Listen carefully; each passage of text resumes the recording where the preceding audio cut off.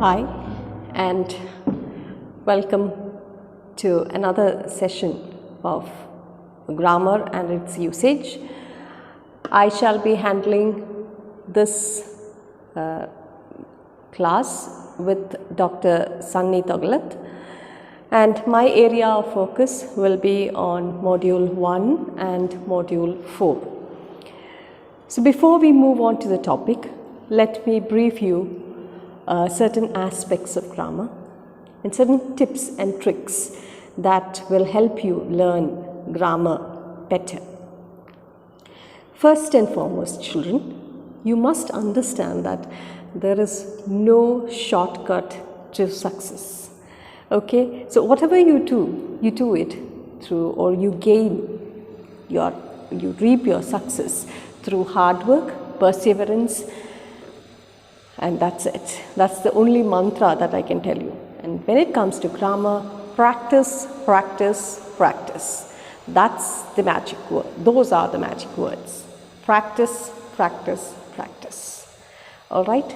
Now I'll give you some tips and tricks to enhance your speaking skills. First of all, let's try to understand what grammar is. What is grammar? Grammar is a whole system of structure of a language or languages in general. Usually that consists of syntax, morphology, phonology, and semantics. Well, we shall be studying all that soon. Now, I shall help you to communicate your ideas, and in order to improve your English, you must improve your grammar. How can you better do this? Well, I shall give you some tips as stated by the BBC Learn English. The first tip that I am to give you is to learn grammar, that you can learn grammar the traditional way. Now, what is this traditional way? You can learn grammar through us, teachers, through your textbooks, through your grammar books, through online classes. In this way, what you do is you break grammar down into small areas and you study those rules carefully and you practice them and then use them to complete your grammar assignments and exercises. And finally, you try to use them when you speak. But the trouble with this traditional method is that for some, it is good for completing their grammar tests, and you get full marks for your grammar test papers or exam, but it is not so useful for communicating when speaking, that is, or even writing. So another tip to compensate this would be to speak English as frequently as possible. This is one approach that has been proven right, or that has proven to be very successful. So this is to surround yourself with people who converse well in English, listen to them speak, and then join in. This way you will be able to communicate well. You have to be constant observers. You have to listen to them carefully, how they speak, and then use them, join in. Okay? Try to speak to them. Don't just stand there observing or listening, but you should also be able to join in with their conversation. Now, another thing is, sometimes I have seen students, even I had that problem when I was a child. Sometimes you find that you don't know how to say something. That gap in your knowledge, that gives you the perfect opportunity to identify new grammar that you need to learn. You can then just, if you don't understand, like for instance a new structure, not just a new structure, you don't know how to use that particular term or that word, or how to ask a particular thing. And for that, what you could do is, you can ask somebody in your mother tongue, how do I say this? And then it's the one who is an expert, okay, one who knows English well, you can ask them, how do I say this? And then they'll give you an answer, and then you can carefully use them in your speech. Otherwise, you have your Google guru, you can just Google and do a little research yourself. Another thing is, once you find out the new way of saying it, now you are enlightened, okay, you find the new word, you got the new word, you know, now you know how to use that word, and you are enlightened. So what next should you do? Make sure you practice as much as possible. Otherwise, you will forget. So the next key tip to acquiring grammar is practice. All right? Practice what you learn. Keep practicing. All right? Or else you will forget. Another thing is to identify structures. See, some people learn grammar by reading or listening to something. Now, when you observe them, if you observe them carefully, you will notice that it's not just that they find it interesting, but they don't just listen or read the formation, they look carefully at how the sentences are made or how the sentences are structured, and they implement that in their speaking. So that's how the real ones who are interested in language, that's how they learn. So when you read a book, it's not just that the book, of course you are reading because the book is interesting, or you're listening to something because it is interesting, but what you do is, when you read and listen, especially the sitcoms, you have your famous sitcoms in English, you have it, you have Mind Your Own Language, yes, one of the earliest sitcoms aired by BBC itself, and you have, of course, you are the new generation, but remember, Friends was something that was taken long back, even in our time. It was famous during our time, which is now re-telecasted. And you can listen to Friends, you can also listen to the Big Bang Theory, you can, of course, Sheldon Cooper, from him you can, write down words, because he not just speaks in the neuroscience language, but also he's a voracious reader, he knows everything about linguistics. So from that also you can just jot down those words, especially it would be given in the subtitles, you can just jot those words down and try to use them in your spoken language. So identifying new structures of that language that you wish to enhance is very important. Another one is, keep studying the basic block of grammar. Be confident, especially when you look at the parts of speech, you pay attention to the tenses. Get your grammar right and you will be well on your way to use the English language successfully. Tenses are important. Don't give a biryani of tenses. Use the tense where it is required. Understand the rules of the tenses and then use them. Especially us Indians have this habit of using the ing form unnecessarily everywhere and anywhere. No, that's not it. And there are people who would use past, present and future together. It's like giving a biryani of tenses, which is not very good. If you are to have mutton, chicken and fish and prawns biryani together in one dish, it wouldn't be so nice. It could give you, of course, a variety, but then again, it wouldn't be that nice. All right. Okay, so we shall begin our first module. It's an introduction to what grammar and its usages. It's basically or mostly theoretical. I can see some of you, most of you smirking right now. So don't worry, you will get the hang of it, I promise. All right, so let's begin.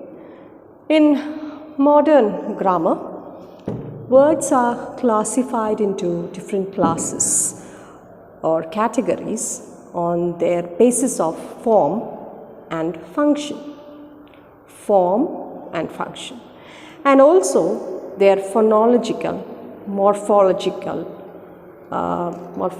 we shall get to morphology soon, and semantic structure. So before I move on to form and function, I feel I should be briefing you with what our topic is.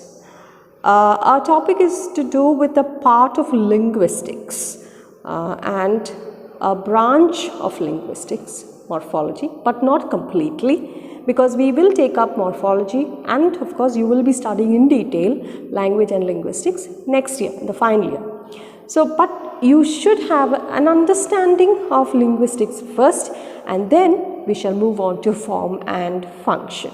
All right. So let's start with what is linguistics. How do you define linguistics? Linguistics is basically a part of science. It is the scientific study of a language, its structure, including the study of grammar, syntax, and phonetics. My dear students, if you look at the slide here, this is linguistics. This forms linguistics. If you look at the slide, you can see phonetics, which deals with speech and sound, phonology, which deals with phonemes, morphology, that's the area that we will be concentrating on. Morphology, the study of words, syntax, phrases and sentences, semantics, literal meaning of phrases and sentences, pragmatics, meaning in content of discourse. So let's concentrate on morphology. So we are quite familiar with the concept of word, right? A word is one unit or is one of the units of language. Words are arranged in particular ways to form phrases and sentences. So to define morphology, which actually you would be studying, is actually a part of your final year class, but then before we move on to form and function, we have to understand what we are dealing with, which branch we are dealing with. It's morphology. So to define morphology, morphology is the part of linguistics that deals with the study of the structure of words. It is the study of how morphemes are put together or organized to form words. Now, what are morphemes? What is morphology? Just pay attention to the slide here. If you look at the slide, you will find the picture of cat and cats, right? Yes? So cat and cats, they mean the same. Cats are words. So word, what is a word? Word is the smallest free form of a language. Now let us take morpheme. Now what is morpheme and how is it different from word? Well, morpheme is the smallest meaningful unit of a language. Pay attention to the slide. Look at the cats there. Cat and cats. One cat is cat. Many, more than one is cats. We added the plural form, or in order to get the plural form, we added the letter S to the singular form of cat. So we can say that the word cats consists of two morphemes, cat plus S. The letter S on its own has no meaning. It is insignificant. But when it is joined with the base form of the verb or the base form of the word, you get a slight alteration in the meaning. It is quite clear that the person who is speaking is not speaking about just one cat, but giving the picture of more than one cat, many cats. So the S adds or brings in an alteration, a slight alteration. Now this S, if it is on its own, has no meaning, but when it is joined with the word cat, it gives a meaning. Alright, that's one level of understanding morpheme, but morphemes means the smallest meaningful unit of a language. Cats, the word cats consists of two morphemes, cat and S. The word cat consists of only one morpheme. I hope you got the idea. Now, look at the word unkindness. Now, if you look at the word unkindness, how many morphemes does it have? Unkindness has 3 morphemes. Un plus kind plus ness. So, the word kind, that is the root word, when it is joined with the prefix un, has a slight alteration in meaning. It becomes the opposite of kind, unkind. Alright? Now, when you add an ness to it, it changes the form of unkind. It becomes an abstract noun or unkindness. So, unkindness consists of how many morphemes? 3 morphemes. Un, kind and ness.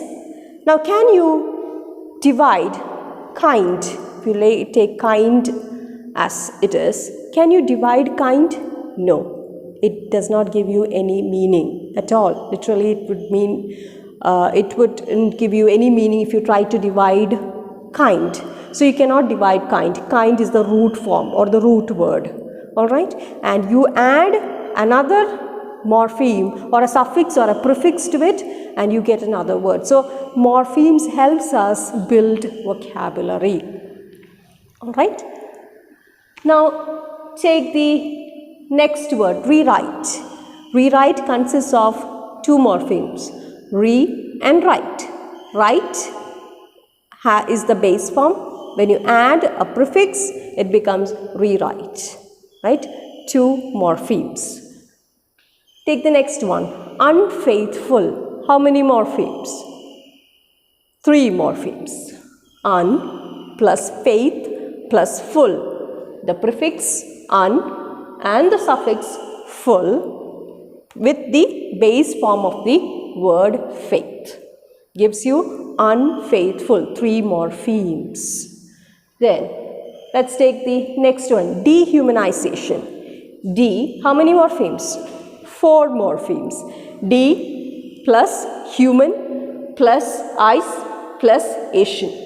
Dehumanization. So each time you see so if you look at the word dehumanization, it has 4 morphemes and the base form is human. The base word is human. So what is morpheme? Morpheme is the smallest meaningful unit of a language. All these are morphemes. Even the base form, the word it's also is a morpheme. Okay. All right. Now, why don't you try to do 5, give me 5 examples and divide them into morphemes.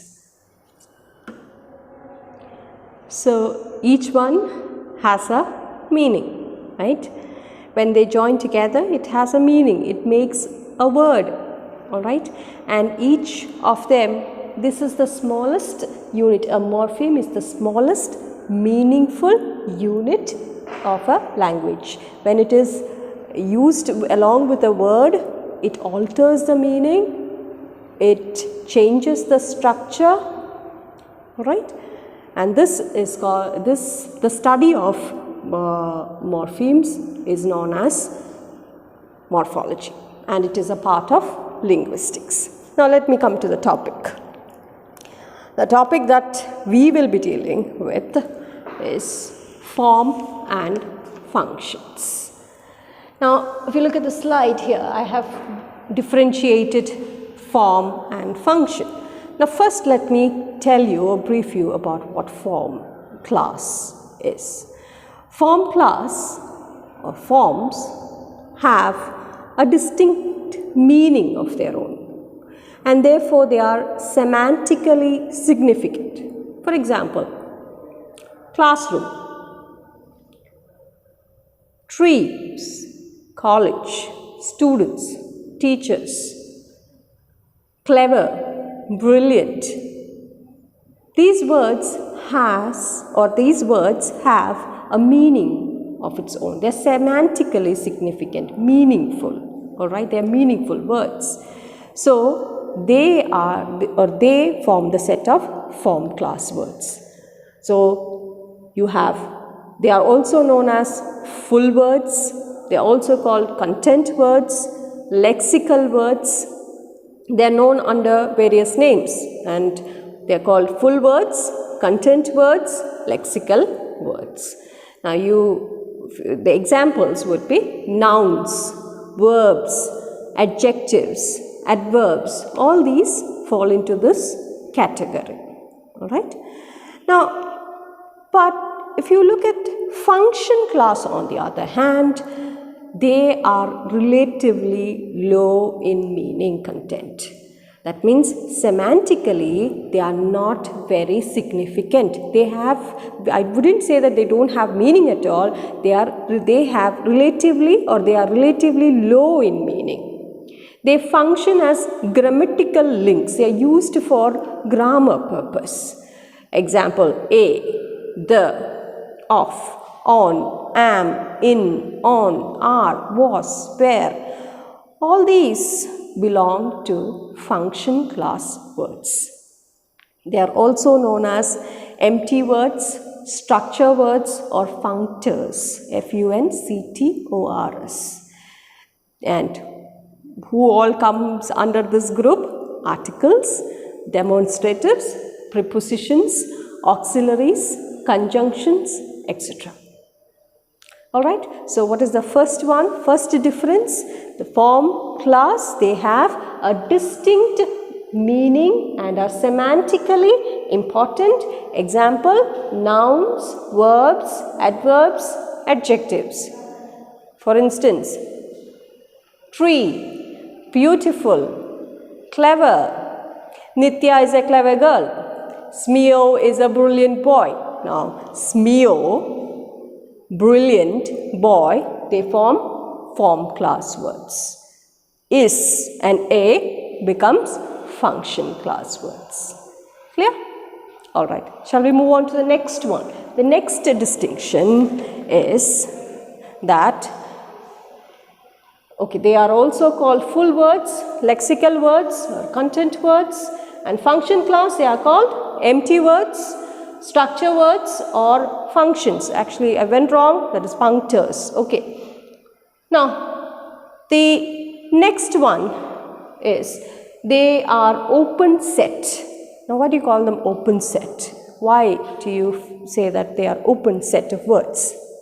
Now, we claim so because new words can be made by joining nouns, verbs, etc.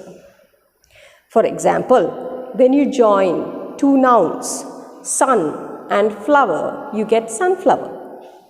Life and boat, you get lifeboat. Look at the next one, babysit. Baby is a noun, sit is a verb. Joined together, you have a compound word, babysit. Next one, ice skate. Ice and skate. Ice noun, skate verb. Joined together, you have a compound word, a new word. So they are open. They will help you form new vocabulary, new words. Alright? Whereas the function class, it doesn't happen.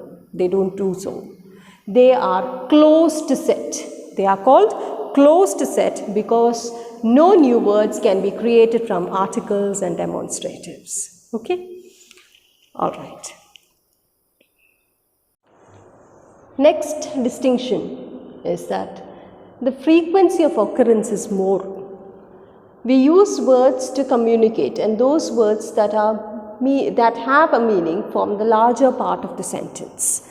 Now, when we use these words, like, yes, I just gave you an example. Smeo is a brilliant boy. When I say Smeo is a brilliant boy, or Siad paints well, Sherin is an excellent artist, Fahad is a hard-working boy. All these, when I say these words, I am using more of which one? The form class words, and the occurrence of the function class is less. Nitya is a beautiful girl. Nitya, beautiful girl. Whereas when it comes to functors, you are using only two of them. So in our normal language, in our daily language, we use more of form class and less of functors. The frequency of occurrence in form class is more, whereas the frequency of occurrence of the function class is less. What's the next one? Affixes and class makers can be used only with form class words. For example, what is the past form of smile? Smiled, right? The suffix ed can be used only with a meaningful word. You can use it only with the open class set or the form class. You cannot use it with, you cannot use it with the function class words. You cannot use it with the articles or the demonstratives, right? So placing, you can't place ing, ed, un, full, ness, etc. with prepositions, articles or demonstratives. So that is why they are called the closed set. Clear? And what's the next one? The last one.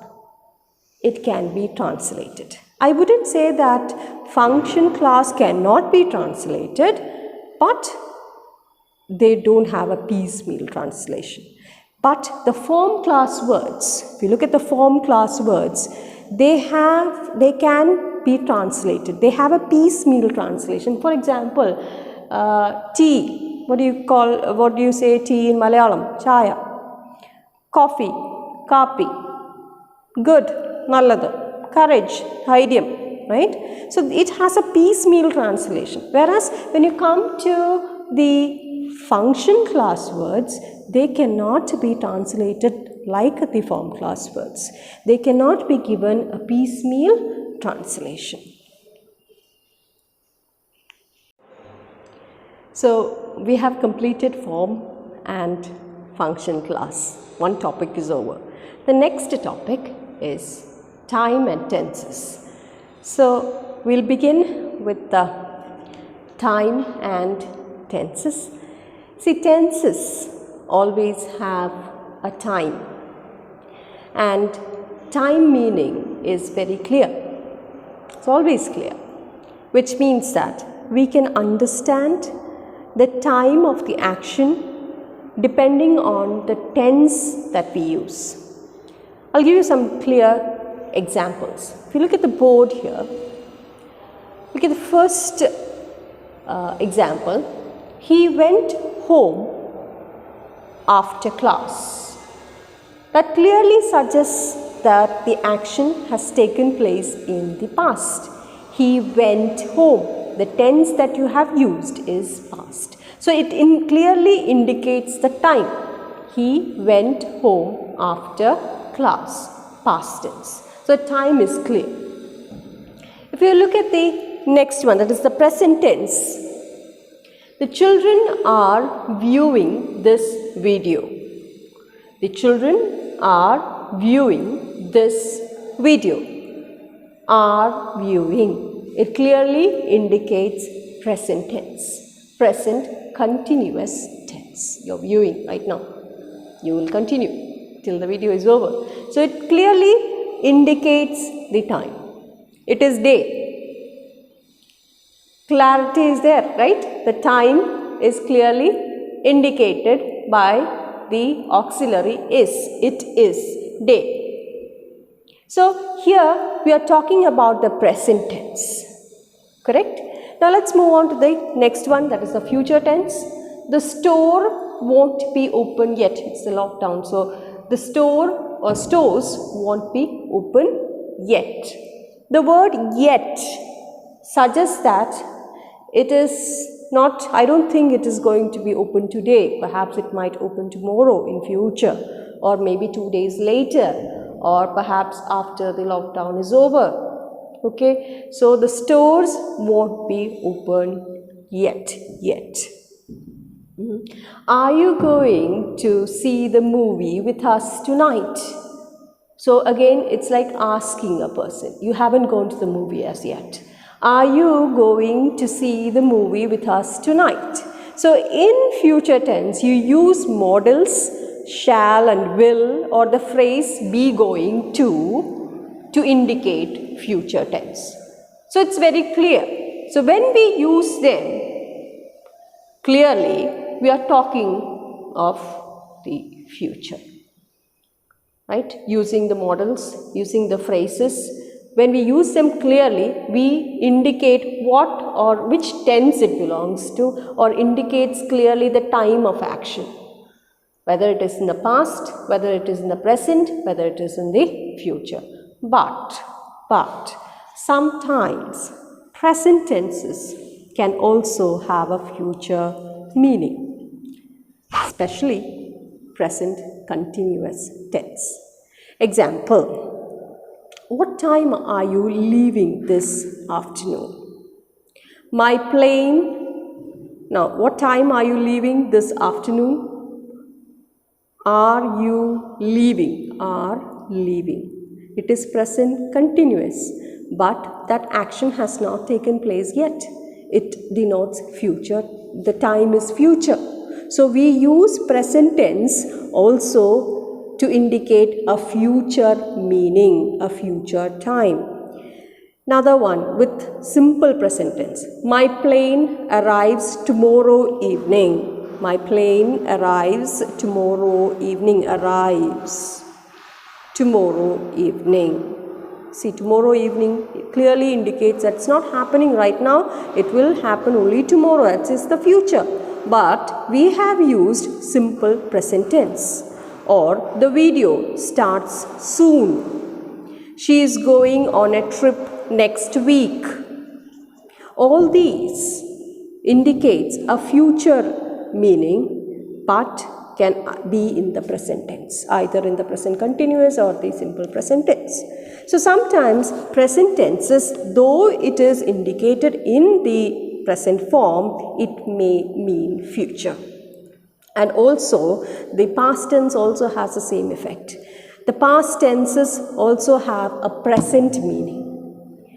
That is true when we use imaginary language. I'm trying to teach you or tell you about time and tenses. All right?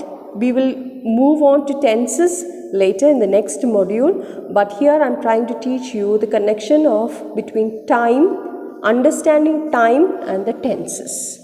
All right?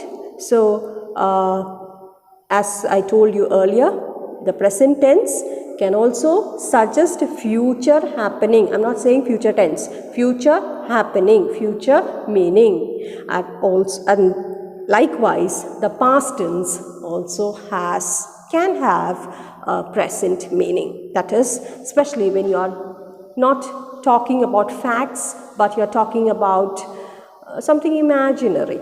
All right? Like for instance, I see a bird outside.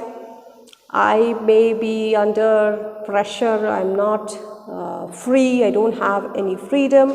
So I would go to the extent of saying, I wish I were a bird and so I could fly. I wish I were a bird so I could fly. Now look at the word were, the auxiliary, where. Where is past, right? But I am not indicating or speaking, I am not flying, I'm still there, I'm still here. So I wish I wish I were a bird so I could fly. It's an imagination. And there you are using clearly indicating a future. What if I could fly? It is imagination. So there, though the, not future, present, at present. I'm extremely sorry, it's not future, but the present. That is, I wish I could just have wings, sprout out, and then I could take off just like the birds. I could fly high in the sky right now. So the present tense is indicated, but I am using which tense? The past tense. So using the past tense, I am indicating a present action. All right. So next one, or you say, oh, I wish I were rich. So the action very clearly shows imagination. You are speaking about something, you are imagining, you are trying to, you want to get out of something, or you are imagining something, you are using the past tense to indicate something that could happen or that you wish would happen at present. So the time is present tense, and the tense that you used is the past. Okay. Now, another example would be, if I had a car, I wouldn't take the bus every day. If I had a car, had clearly indicates past action. It is the past form of has and have, had, right? Past tense. But I am speaking about what? Speaking about I wish. Right now, if I had a car, I wouldn't have to take the bus. Alright, so I am speaking about something that is right now. I want something to happen right now, imagine. Alright, so usually in English, the time of action is very clear because of the tense. We choose, or whatever tense that we choose to use, the time meaning is very clear. But sometimes in English, the time or the tense can indicate a future happening, or it can have a present meaning, like the one that I gave you right now. Present tense indicating future meaning and the past tense indicating present meaning. So we understand that the time, we understand time by the way the words are structured and how these tenses performs its action directly or indirectly using certain words, like the examples that I gave you earlier. So tenses give us time information about a verb. So we understand the time meaning of a sentence when we look at the verb. So we shall therefore start our tenses. That is, I have from theory, module 1, I have started practical, that is module 4, tenses. Alright, here we will be doing a lot of exercise, practices. Okay, you will have assignments, so kindly cooperate. So we have 3 tenses, and that is the present, the past, the present and the future. We can further subdivide it as simple, 4 forms: simple, continuous or progressive, perfect, perfect continuous or perfect progressive. Let us start with simple present. Now, simple present describes actions that always happen. Okay, so if I use simple present, it usually means that the action happens in the past, it can happen in the present, it can happen in future also. So it always happens. It is universal. Okay, it is scientific facts, it is daily routine, daily habits. All right, it is likes and dislikes and so on. So let's first look at the present simple form of be. All right. Now be is a special verb, so it changes accordingly.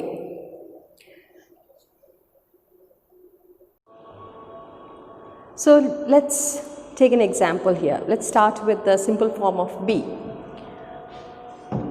I have divided it singular and plural, first person, second person, third person, singular, first person, second person, third person, plural. Don't worry too much about it. Okay, so the first one is I am a teacher. All right. The second form, you are a teacher, he is a teacher, she is a teacher, it is a teacher. Your online lessons, your computer becomes an online teacher. Now, when you look at the plural form, we are teachers, you are teachers, you as of plural, all of us, they are teachers. Okay. Now, let us try another example. Let's use a verb.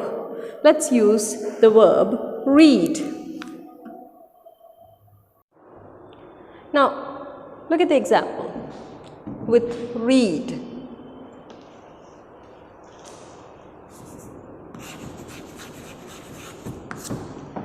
I read a book. You read a book. Now, you have to be careful here. See the word? This section here, you ought to be really careful, because this is where most of us, most of you, of course most of us, go wrong. He reads a book. There is an addition of S here. He reads a book. She reads a book. It reads a book. We read a book. You read a book. They read a book. So, when you look at the present simple, this is the place where you have to be careful. Present simple or simple present tense tells you a habitual action. That you read books. You have the habit of reading. You read books. Yes? So, now I'll give you a few verbs. Try to write them down in simple present tense. First one, speak, write,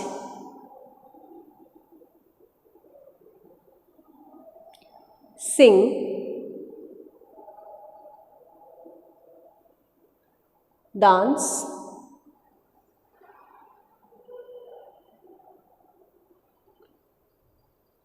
love. 5 verbs. What you have to do is, you will have to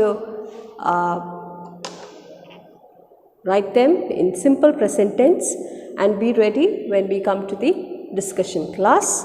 There I shall meet you, and what you have to do is, you'll have to write it down. You'll have to write it in this form, divide it into singular and plural. Write all the 3 forms, that is the first person, second person, third person singular, first person, second person, third person plural of these verbs that I gave you, and be ready when I ask for it. You have to take the photo and take a snap of it and send it to me according to the roll number I call out. So thank you, and stay home, stay safe. Thank you.